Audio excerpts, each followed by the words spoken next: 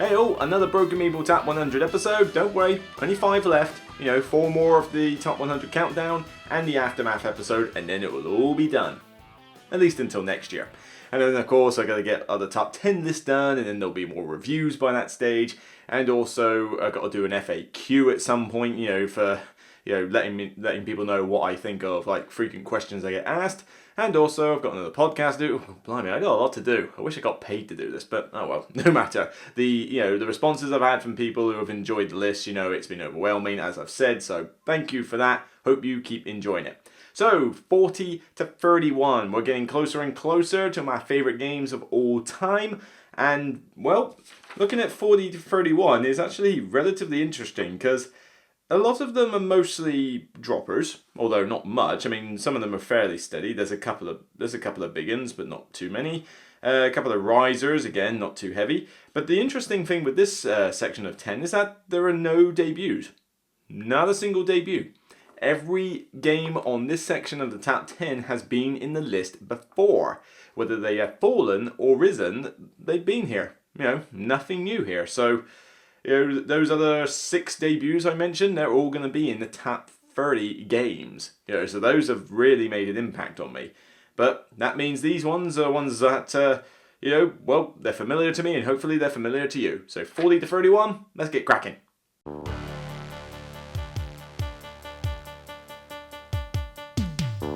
Number 40 is another one from the Vital Lacerda series. Yes, this is not my favourite Vital Lacerda game, but it's my second favourite.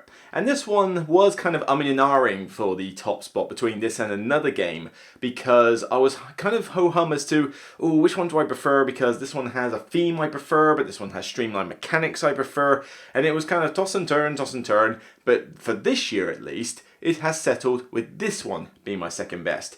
There aren't a lot of games out there that I can find about making cars, and the ones that I do know of, apart from Automania that I mentioned earlier, are not ones that I'm desperate to try, because it sounds like they go just a little bit too far into getting into, I don't know, the heavy Euro side of things. And this one is a fairly heavy Euro, or certainly a complex one anyway.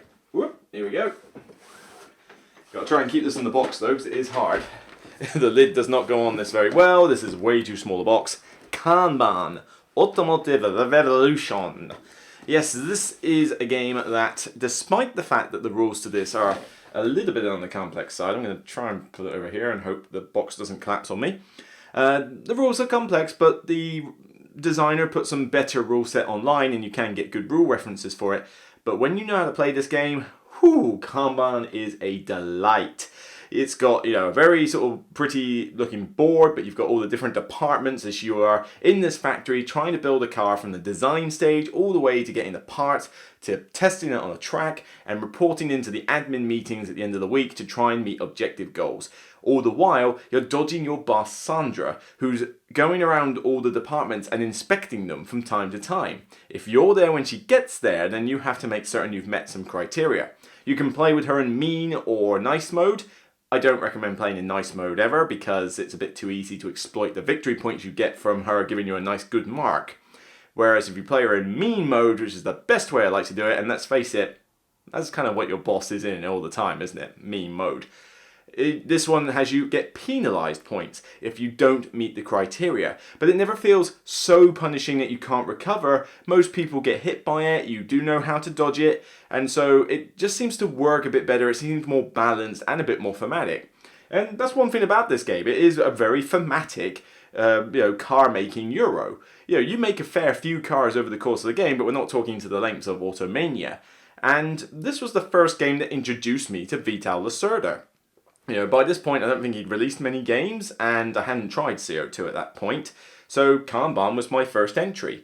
And I was thinking, whoa, okay, this is quite a lot to take in, and certainly all those rules, but I am loving this theme. And the theme here is super strong. The fact that you're in that factory working, dodging your boss, reporting in meetings, and creating the car from the very start of the process all the way to the end. You need the blueprint, you need the parts, you need to go get the parts, you need to assemble the car, and then you can go test it. You do all those stages, and yet it feels, even though it's complex, it doesn't feel too overwhelming. You know, you have to have played it maybe once or twice in order to know how to do well, but you'll enjoy it as you go through. I really get a kick out of this one. It has been fighting for the top spot in my list of Vital Lacerda games, mainly because I have to admit that theme has been so strong and resonating with me. But when it came to deciding for this year, well, we'll get to that when I reach it eventually.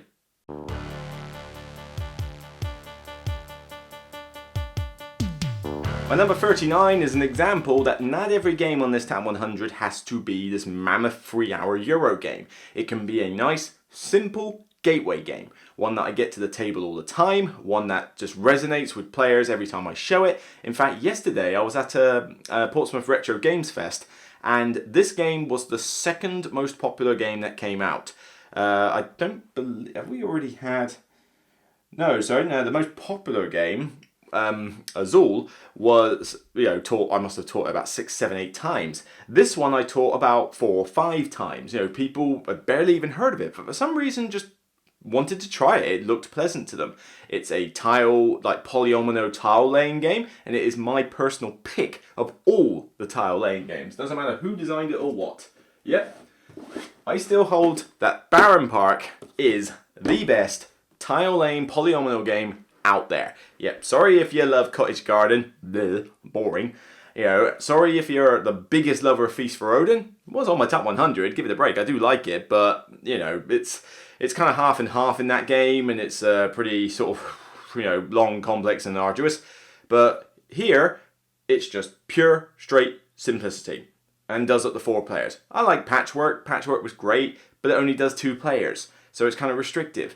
This one I can cater for 2, 3, or 4. It scales perfectly with all numbers of players, and it's just another one of those examples of a calm, relaxing game as you're just putting the tiles down Tetris style on your grids and building your bear park, getting pandas and koala bears, and polar bears and all this stuff, all the park tiles, all the big ones and weird shapes, and you're trying to cover up your park which you've built in whichever fashion you like. It can be a 2x2 square, an L shape, a long line, whatever. And, it's like most other games in this genre. Fill in the spaces as efficiently as you can. And it's kind of like having a lot of mini puzzles throughout the whole session. And the session is only going to be about 45 minutes. It's a short, easy game. I can teach it within about 5 minutes and we can get going. That's why it worked so well at that festival, because it was just like, oh, this looks nice. Yeah, can we try it? I see people unpacking it, I sit down with them, and then boom, they're off. As soon as I've taught it within 5 minutes. Super quick. I barely even have to supervise them for 2 rounds of players before they've got it. They understand how it works. It's just that easy. It's approachable. It's perfect for a game cafe setting. And like I say, there's a lot of games in the genre and people have their own favourites, but this one, when I played it last year, just boom, something to me. I'm not sure this actually could have made the top 100 last year though, because I think it passed the cut-off. So I hadn't played this by the time I did last year's top 100, but since then it has been getting play after play after play after play. Whether I've taught it at festivals or conventions, whether I've taught it at Dice Portsmouth events or at cafes, or whether it's just been me playing it on a night when we needed a quick filler game to end or start the evening. It just works so well, and especially the scoring aspect. So many games have got some complex scoring where you've got to multiply this by the square root of the fraction of Deus Ex Machina. I don't know. But here it's just simply look at your board. See those numbers? Add them up. That's it. Just add up the numbers. Nice and simple. No all right, I'll do it in this stage and in this stage and in this stage. No. Just add numbers. Easy math. Just quick, dirt simple. I love this game. Not leaving my collection anytime soon. It just works so well. I only wish it got a little bit more love if it sort of went more into the UK and US market.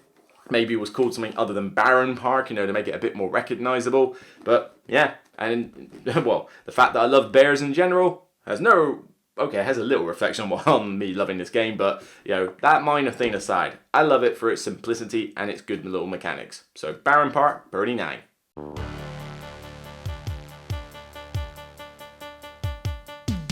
Before I start on my 38, a couple of little statistics and corrections I've literally just found out. Let's see, the first one, Kanban, had dropped 13 places from 27, And Barron Park actually was on last year's list. It seemed it must have literally just made the cutoff, but it's only dropped about 7 places from 32, so it's been pretty steady as it goes. But yeah, I really thought it missed the cutoff last year, but no, I really should pay more attention to this sheet. But looking at this one has dropped a whole whopping 1 place. Yeah, literally 1 place. It has remained steady. However, Kanban fell just below it this time. Yes, this is already my favourite Vital Lacerda game now. Like I say, by a gnat's wing. You know, tomato, tomato, pick your poison, really. But this one is personally my favourite of his range. Not only has it got great mechanics, it also has a decent theme. It represents the theme very well. It is aesthetically pleasing and gorgeous. But on top of that, there are 2 other factors that elevate this one. Firstly, the rulebook is absolutely fantastic. I think this is the one that maybe Paul Grogan had a hand in, I'm not sure. But this one is written so well for what is a pretty heavyweight game. It's written in such a way that if you teach it in the order the book tells you, you can't go wrong. And you may think, well, why do I want to learn that before I learn this, this, and this? No, trust me. Follow the way the rulebook tells you and you will be fine. And secondly, very quick, this is an example of what I've mentioned before, where you have a game that can last 3 hours, but it doesn't feel like you're doing it for 3 hours. You can see it behind me. Most of you have figured it out by now. This lovely big box here. Come on, off the shelf with you. Whew, it's quite a tight shelf, this. Here we go. Can you see me all right? No. the Gallierist. Yeah, this one has now overtaken Kanban as my favourite of his range. It's just such a good heavy Euro game. And, you know, it's heavy in the sense that you got to think about, like, it doesn't hold you by the hand. It doesn't tell you what the impact of some of your choices are. But in more detail, that bit I mentioned about it being lasting 2.5 to 3 hours but not feeling like it is because it has this great mechanic, which I wish more games had, where when it's your turn, you can leave little assistants or your main, Gallierist pawn in a location. There's only 4 worker spaces on the board. 4 worker spaces, 2 actions apiece. Not too difficult to teach. And when someone kicks you out, you don't block them, but when you're kicked out, you have this influence track at the bottom, and depending where you are on that track, you may be willing to spend a certain amount of influence to take a bonus action. It is pretty much the same as if you took your turn normally, and that means the turn sequence could be anything. I mean, it's going around in a typical fashion, but at one point you might be like, all right, I've had my turn, right, you have your turn. Okay, oh, you kicked me out. You know what? Yeah, I'll spend a bit of influence. I wouldn't mind doing what you were just doing just then. And you suddenly have another turn before it gets back round to you. Now, you got to be quite on the ball as to remembering whose turn it is. It can get a little bit unwieldy at times, but it just makes the downtime so much less for a game that takes a while, because it's no longer just, get a move on, get a move on, get a move. Oh, no, it's like, get a move on. Oh, me. Oh, great. Oh, me again. Yeah, sweet. And me, yay. And me. It just constantly goes round with you having to pay attention to the game because you have to know when it is your turn to go again. And you've purposely left these little assistants around to say, right, I'm going to leave my assistant over there in the art gallery show itself because I know that I want to get kicked out of there. And if I do, it means I can go discover another artist, which would be quite handy. Another aspect that does leads me onto this is this idea of you're rewarded for everything you do, but you don't know how useful the reward is. It's kind of weird. A lot of games you do something, it's like, cool, you did it. Well, what, you want a biscuit? And some games are like, yeah, you've done this. Right. What was that for? You did this. There you go. It smacks you around, or it really doesn't hold you by the hand. This one's got an aspect where you've got lots of little bonuses everywhere on little tiles, and when you go to the international market and grab a reputation tile, which is like endgame scoring, you put it on your board and you can choose a bonus to have. When you take a contract card, it goes on your player board and you can choose which ticket colours you want. When you discover an artist, it's like, I could go discover that one, but then I could go discover him because that gives me a nice little bonus I could do now. And it's these little bonuses. It's like somebody's just giving you a little biscuit. You don't get the whole packet of crunch creams or something, but you get one at a time every time you do little things. And it just makes the process feel so much more rewarding, even if you're not doing well. I've gone on about this enough. It's a fantastic game. I played it at HandyCon recently. I taught it to a friend of mine who'd been wanting to play it for ages. Barely remembered the rules because it had been a while. 2-player, read the rule book, skimmed through it, was able to teach it just fine. Now it's ingrained in my head, so can't wait to get to this table again. And did I mention it has a great solo mode as well? Love it. The Gallierist 38.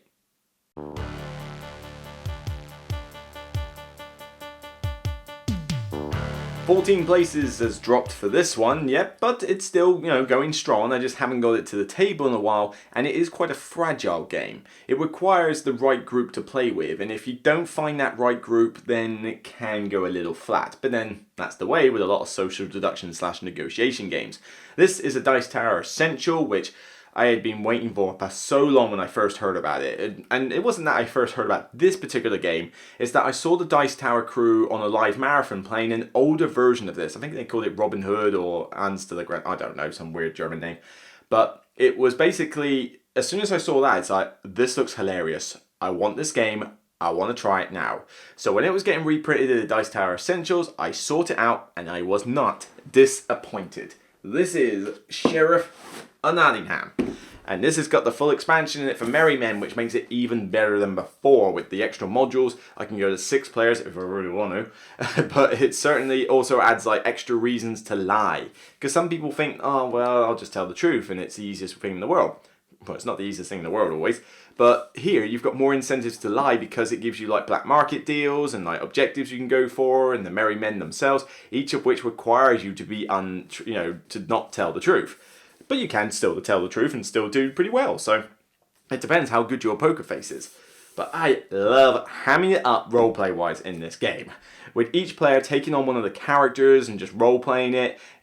Sheriffs being anything from a Western sheriff to an FBI sheriff to like Dr. Evil sheriff or a Monty Python sheriff, whatever. The jokes just flow so well with this. Everybody gets into it. People are trying to bribe the sheriff to open other people's bags. It's like, look, you're okay with mine, but do you mind if I pay you to go open his?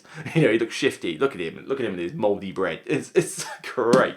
And I love being the nun character, I think it is. She came in the expansion, the nun old lady one. Because I love doing that in the weird Monty Python-esque voice. That the high-pitched one that you hear from there. It works so well. You get hilarity. And it just makes for a really enjoying time. However, like I said, fragile. You get the wrong group with this and it can fall flat. The ones who don't want to bribe, they'll literally just go, here's my bag. What? Open it or not? They just don't get into it. If you find those sort of people, don't play this with them. It's just not for them. But you find the people who just want to get into the theme, just want to immerse themselves, role play it, just have a laugh, just have a bit of light-hearted fun. This goes down super well. I love it. It's sticking around. Sheriff of Nottingham.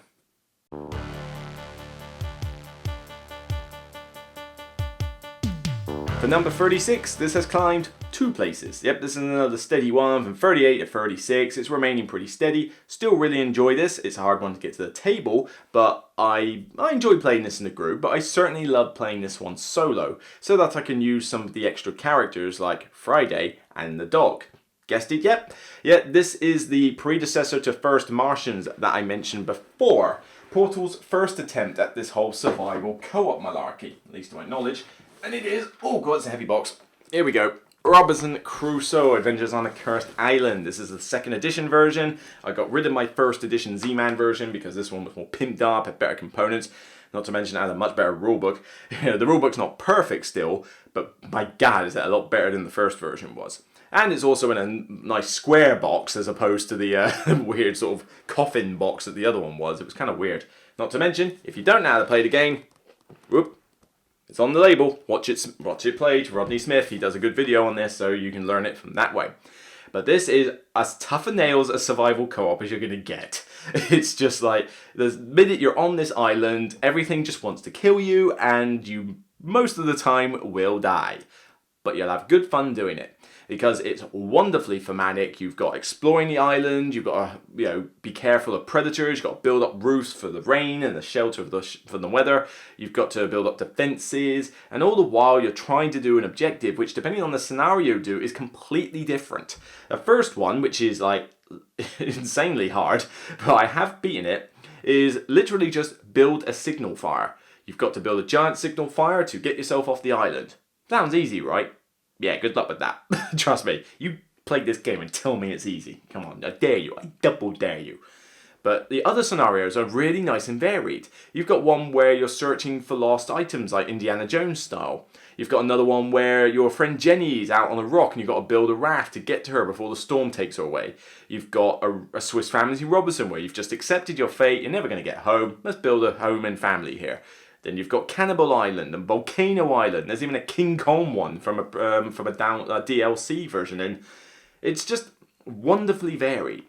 And one of the best aspects of it is the fact that you have a deck of cards with events, and you read the event, you get immersed in the story, you laugh at what happens, but it gives you a choice. Do this and shuffle it back into the deck, or ignore it and never mind. And you're always tempted to do it. You know that at some point it's probably going to come back and bite you, but you just want to do it. You want that little bonus now. And it's, for an example, you might have eaten some, I found some gooseberries. Yeah, these are nice. Yes, yay, I've got some temporary food. You eat them, shuffle into the deck, and then when it comes back up, you read the bottom half where it tells you get mass stomach pains for ages and you're exhausted for the turn. So it's that great little ticking time bomb thing, but those really help to tell a good funny story. And if you want a good example, watch Dice Tower did a live session where Ignacity taught them how to play Robinson Crusoe. Well, taught Sam Healy how to play Robinson Crusoe. The other two already knew what they were doing. So the three of them and Ignacity trying to beat the first scenario, I think. It's hilarious. Absolutely hilarious. I'm not joking. Watch it. It is amazing. And you get that sort of, atmosphere when you play this game. Now, granted, I'm not the biggest fan of playing it with 4 people because it does take a bit long. 3 people's not bad. 2 works very well. I still really love it as a solo game. I just lay it out, make my decisions. I've got Friday and the dog. I can work with them, and I try to beat the scenario. I think to date I have beaten the first scenario. I have beaten the looking for temple objects one, the Indiana Jones one. I've done that one, and I have beaten Swiss Family Robinson. Yeah, so I've beaten those 3. Those are the ones that I've played probably the most, because most of the time I'm teaching it, I'm playing the first scenario. But I don't think I might have won getting Jenny off the island. I'm not sure. I know I haven't won the Cannibal one yet, and I know I haven't won the. There's another one there, the Cursed Island. I'm not sure. It's something like that. Or Volcano one. I don't think I've won the Volcano or the Cannibal one. And I haven't tried the King Kong yet. There's so much content, and that's before you even get into expansions, which I've got the expansion content, but I just haven't had the time to even try it. These scenarios take a while. It's not the shortest game in the world, but for theme, for a great co-op or solo game, love this one.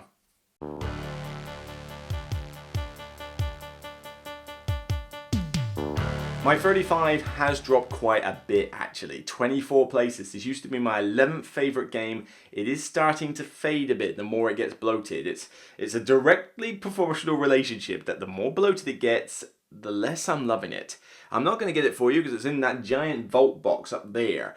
But this one is the sort of like the future, the younger brother of Arkham Horror, which is Eldridge Horror. I still really love Eldritch Horror, and most of the time I will play it solo or with 3 players max. I think that if you go 4 and above, it just takes far too long, but 1, 2 or 3 players, I love this game still. It tells a great global, worldwide, immersive story of, encountering cultists and weird gribblies and all sorts of the Arkham Horror lore, whilst obviously going up against the main big bad. It's easier to play than Arkham Horror, certainly in the rule set, but it is starting to suffer from the usual Fantasy Flight Games gimmick, which is bloat it up to stupid proportions. I've got all the content. I think I've got every expansion to Eldritch Horror in there. It's quite a lot. I mean, it has to go in that vault in order to even be remotely storable or playable. But, it is easier to get out because you don't have to use every expansion at once. You can just go, right, well, I'm fighting this big bad, therefore I don't need a board. Just those cards, make the Mythos deck, and yeah, there you go. So it's easier to separate them out, but it does, it is still getting bloated, and it is hard for me to get it to the table, especially with now it's in that vault. It's not something I take to a game night or a convention. This is something I just play at home if people are around, or if I just fancy a solo game of it. And if they bring out an app version, and that could hurt it a little bit just because of how much content there is. So I still love this game. I still really enjoy, most of the Cthulhu games. This one is easier to get to the table than Arkham Horror, which is why it beats it out. But it is in danger of getting too bloated. It kind of already is. And that's why it has dropped. It's not longer like top 10 material, but certainly I think it's going to still remain in the top 50 for a little while. It's never going to leave the top 100, I don't think. But it just has dropped to account for the bloat it has. Still love it though. All the different baddies that you find, the expansions have added some cool stuff to it. Certainly recommend that you concentrate on the small box expansions first. So Cities in Ruin, the one with the lizard dude in it, what's his name? Yig. Yeah, the one with him, I think it's the first expansion. That's a really good one. And the other small box ones are pretty good. I think you should grab those before you get the big box ones because you don't have to mess around with boards or anything too complex. It's just, here's another big baddie and some more cards. It's more of the good stuff. And the Cities in Ruins one in particular, where it devastates entire cities, is pretty good fun. And certainly gives it more of an epic thematic feel. So, it has dropped. But have no fear, it's still going to hang around for a bit. Eldridge Horror.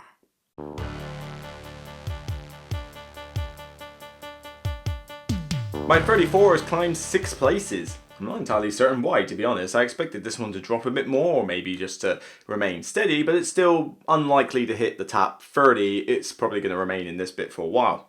I do love negotiation games, and this is one of the oldest negotiation games in existence. I think the first one was made in 1975, some point in the 70s. It's an old game, but it's been reprinted God knows how many times by God knows how many publishers until now we have a definitive version by Fantasy Flight Games.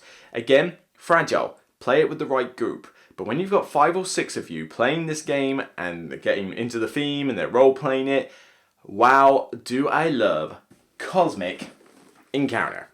This one, with the amount of aliens I've got in it now, and I've got to be careful because it's got an insert and it is hard to store this thing. This is something that I really could use like a big, we got vault boxes for loads of other games. Can we not have one for this? Surely that's kind of screaming for it. But this one, with all the alien powers, loads of different combinations, it is physically impossible to play them all, and all the while, it's a solid negotiation game. You are an alien, you're trying to get colonies on other planets, which is like these little plastic spaceships, and you draw a card from a deck, it tells you who you're attacking, and then you're trying to get allies to say, right, come and help me kill this guy, or, help me defend against this attacker. And you're trying to negotiate with all the other players as to try and get them on your side. If you defend and win, you get bonuses. If you attack with the attacker, you might get an extra colony for free. But everybody knows who's winning, so everybody's loyalties chop and change at an instant. And of course, you could try to negotiate with the other player and have a peaceful run. So like both of us get a colony, and then one stabs you in the back. It's the classic stuff you get with negotiation. It's about as pure a negotiation game as you can get. But boy, do I love it. Change up the aliens, play again, change up the aliens, and it's a completely different game. It's just so varied. Every game I play of this, it will never be the same again. And I still remember an 8-player game I played at a convention around Exeter way. I'm not sure what it was called. I don't think it was Bacon. I think it was a different one. A smaller one. It was an 8-player game. We played in teams of 2, so you had a partner. And I remember going up against some guy with like 14 spaceships on one planet. He had an alien that allowed him to amass them all like in one planet. And, he was so cocky, he thought like he was going to get away with everything. Like, no problem, I'm attacking you, it's okay. I then, he flips a reasonable card or something because he's got loads than me. I say I'm going to negotiate with him. I then flip out a 40. A 40 attack card, like the only one in the deck or something. Suddenly, I dwarf all these guys, and I'm playing the Void. Every ship that dies to me gets wiped from the game. People were fearful of the Void, and I loved role-playing that aspect. But to see 14 of his ships just get wiped out of the game was a glory to behold. Thankfully, it was the penultimate turn, which meant me and my partner won after that, so he didn't have to play for too long with next to no ships at that point. But yeah, certainly took him down a peg. Very proud. So yeah, I love this one. Again, fragile. It can not work with most groups, but if you find the right group, get 5 or 6 of you, this is a gem. Cosmic Encounter.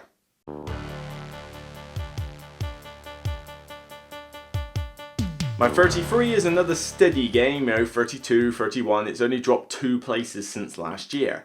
This is an example of a fairly heavy or medium to heavyweight complex Euro game where if you just introduce a really solid theme and really stick to it and give me a lot of good solid options to do, you can create a game that I'm going to love. And this one by Level 99 Games is the epitome of giving you a lot of options. You have got to do everything in this game from collecting items to getting supporters to uncovering, deducing a voting council to zapping other mages to learning spells to upgrading spells. You name it, you do it in this game, which can only be described as the slightly more aggressive version of anime Harry Potter. That's what it seems to be. Argent the Consortium is a solid hit for me. I've got the expansion in here, which has even more options. I've pimped it out with some better, components. Since they did a Kickstarter for some upgraded components. Not to mention, I blinged out the coins in here because if there's one bad thing I can say about this game, it's that the original plastic coins are rubbish, absolute garbage. But yep, solid. Oh, can't hear the metal coins.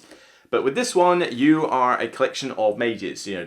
The head dean of your school has met with an unfortunate accident and has kind of disappeared. So they need a new dean. Every one of you as the players wants to get in on this action, but the council is voting on who they want to, be the next dean, and each one of the council members has a different criteria. Most mana, most money, best level of spells, most supporters from a particular discipline, most supporters in general, most items, most consumables. There's all sorts of different things there, and they're randomized each game.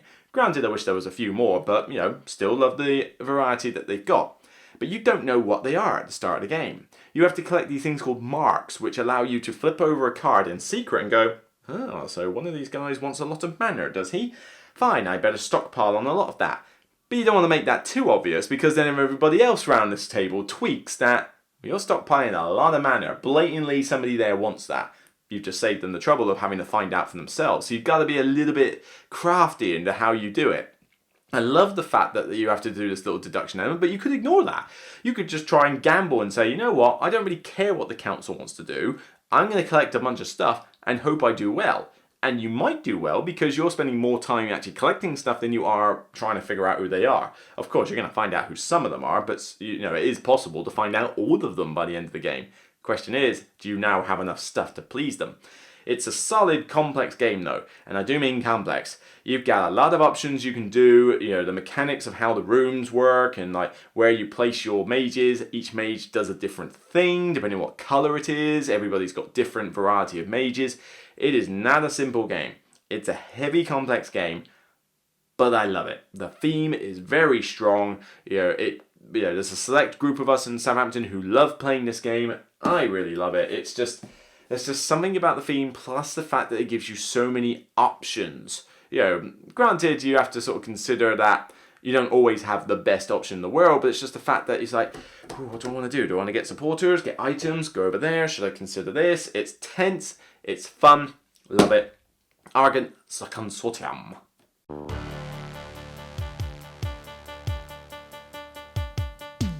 Hopefully it's not getting too dark for you people. It's starting to get to night time, so hopefully the light is holding up.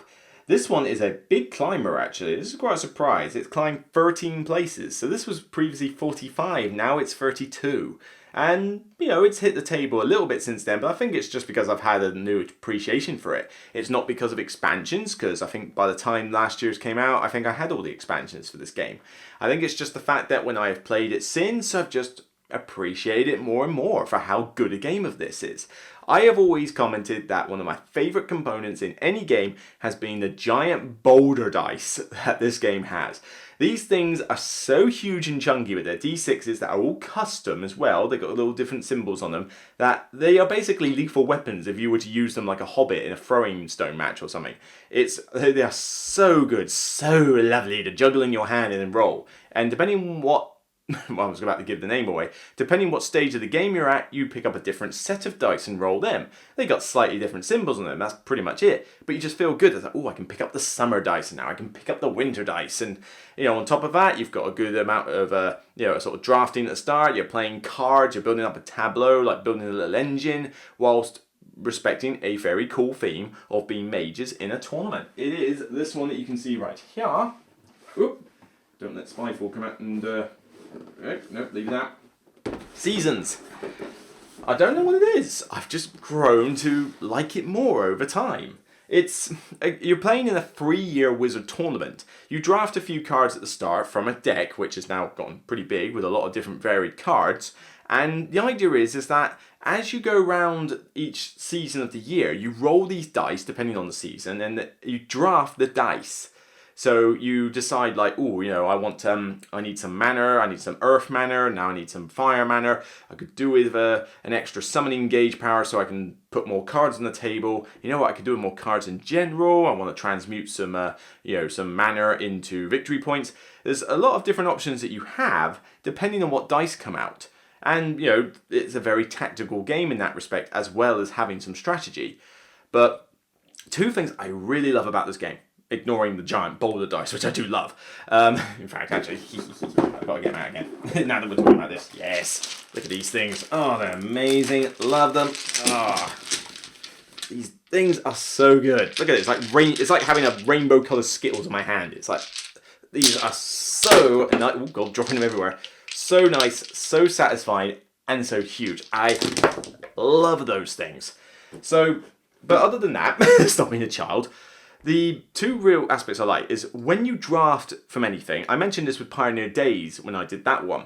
I love it when the die that you don't draft, or the card that you don't draft, has an effect as well as the ones you do draft. Yes, everybody grabs a die and gets their respective bonuses, but whichever one you don't draft has pips on it, which represents a timer. You're playing for 3 years, but the timer goes at different paces because of the last die. It can go 1, 2, or 3 spaces. Each season has, I think, 3 spaces on it, so it depends on what die is not drafted as to how long you could remain in the season. Do you really need a lot of air mana? Well, then you're going to have to spend a lot of time in autumn. So your timer goes to the first stage of autumn, you get up some dice, and you're thinking, well, I could get more mana that way, but then if I take that die, that means we're going to leave and go into winter. I need the red dice again. So let's take this one, we'll let the timer just go 1 space, now we're still in autumn, we're rolling the red dice again. Very cool tactical aspect. And there's even items that allow you to go backwards in time. So you can actually mess around with the time scale, on a regular basis. And then on top of that, there are some cards that give you bonuses for the change of season. So it's like, do you want to go into the next season? Do you want to hang around? On top of that, depending on how well you're doing, you might be thinking, well, he's got a power card that is sapping my victory points every now and again. I could do with accelerating the game nice and fast so that you can't do it for too long. So I want things to go quickly, and you'll base your drafting based on the drafting of the dice on that. Now the expansions are kind of ho-hum. They've thrown in some extra mechanics which are a bit lackluster in my opinion. I don't often use them. This moon dice and this special tweak to the game rules thing. I don't tend to use them. Main reason I've got the expansions is just because it adds more cards. I can shove them into the deck and then we've got more variety. They work just as fine. But even if you don't have those expansions with the cards, just get the base set and it works just as well. I love this game. It is beautiful. This is Libellud again. So like I say, I have a few of their games on this list. They just make everything look so gorgeous. And if I love the game on top of that, then it's an instant hit. I've just appreciated it more and more. Not to mention I've been a child with these dice. So climbing 13 places. I love it. Seasons.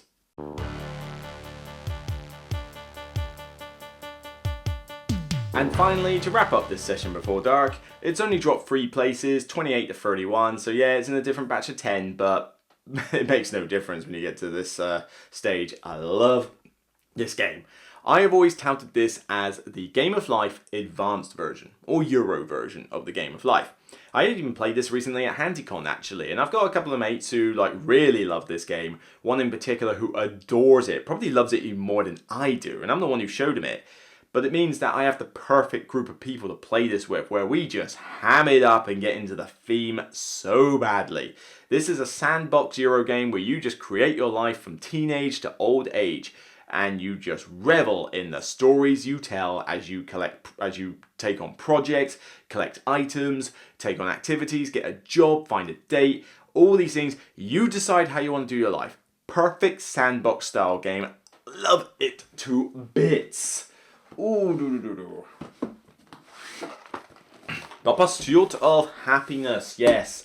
Its only downside is that with 4 players it can take a little while, and the solo mode it's okay, but it's not, it doesn't change up much. It's more just meeting conditions, but I still like playing it solo now and again. And it's not the easiest game to teach in Grok, because there's a lot of these cards, there's a lot of iconography that people have to get used to, and I say with 4 players the downtime can be a bit long. I think you're even allowed to play it with 5 players with the expansion community. Screw that.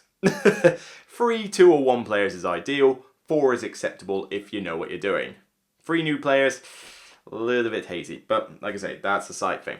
But when it comes to the theme, just getting into these stories, the tales you can tell about what your character has done, how I became the leader of a biker gang as well as a ninja in my elderly age, the fact that I played one game of this I'm quite proud of where I won it, and I didn't get a job for the entire stage of my life, but I was doing lots of activities because that was one of the goals, and I did it because I had a character trait that said I got more money for temp jobs. So basically, I got 4 money for a temp job instead of 3.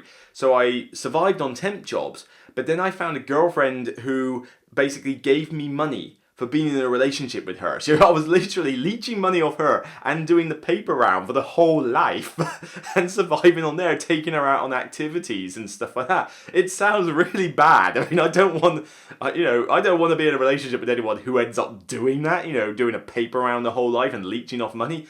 But it just made for such a good laugh in this game. And I've had my friend do crazy stuff as well, where he loves to retire early and be lazy, and there's all sorts of cool stuff you can do with this game, and it's all down to just getting into that theme and accepting that this is a story-driven sandbox-style Euro game with, it's got Euro mechanics, it's worker placement at the end of the day, but it's more what you do with your tableau, how efficiently you manage your time, which is effectively your workers, and then you just have fun with it. You shouldn't take this game too seriously, and if you do, that's probably not a game that you should be playing or one that I want to play with you.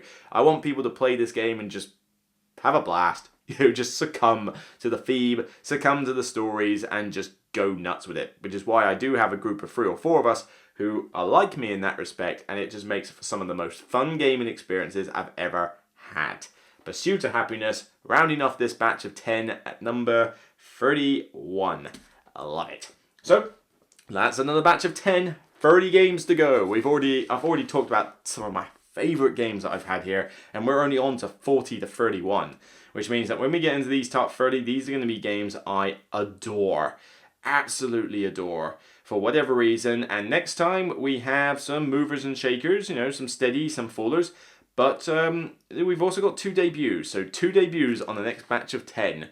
We're getting there, guys, nearly there, and I know a lot of you are really waiting for my 10 through 1, but I'm glad to see that a lot of you are also enjoying the build-up through these other stages of 10, because I was kind of afraid that people would sort of just wait until 10 to 1 and not bother to watch any of the others. I'm still expecting a giant jump in views when I get to 10 to 1. That happens with every top 100 list. But I'm glad to see that everyone is still watching these 10, because at the end of the day, it's 100 games I love. And I hope that these are 100 games that either you love, or haven't tried and would like to try, or even don't like and just want to talk about it. Fine with me. So I'll see you on the next batch of 10. For now, remember, it's only a game, and I'll see you soon. Take care, guys.